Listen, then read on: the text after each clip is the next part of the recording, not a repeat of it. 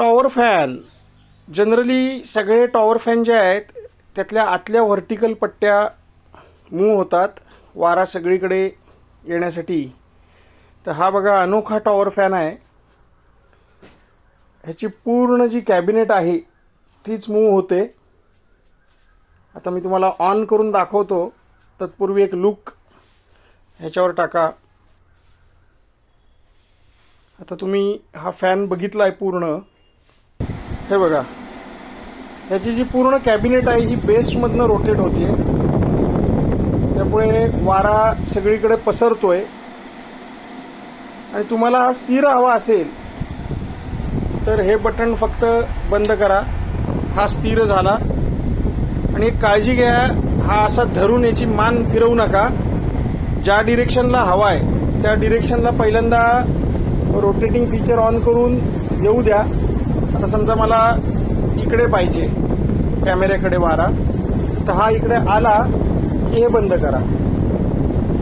आणि अगदीच तुम्हाला हलवायचं असेल तर बेसला धरून देखील मूव्ह करू शकता. फक्त हे जे ह्याची वरची जी कॅबिनेटचा भाग आहे 90% आणि बेस 10%, तर हा जो वरचा भाग आहे धरून तो फक्त त्याची मान अशी फिरवू नका, मोडून जाणार गिअर त्याचे.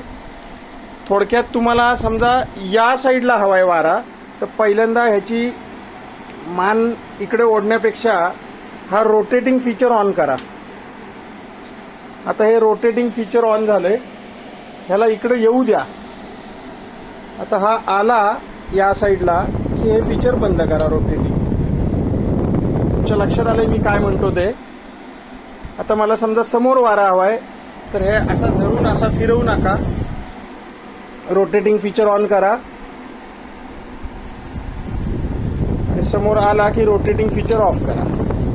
ही योग्य पद्धत आहे त्याची. आणि 3 स्पीड दिलेली आहे तिथे, टॉप, मीडियम आणि लो.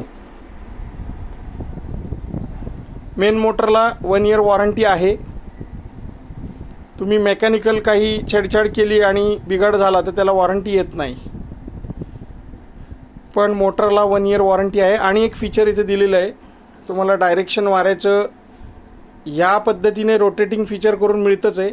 प्लस हे खाली केलात तर जमिनीच्या दिशेने वारा येईल. हे मध्यम ठेवलात तर वर समोर दिशेने वारा येईल. आणि उंचावर पाहिजे असेल तर हा वर करता येईल. ही जी पट्टी आहे, नाजूक पार्ट्स असतात, काळजीपूर्वक हाताळायचे.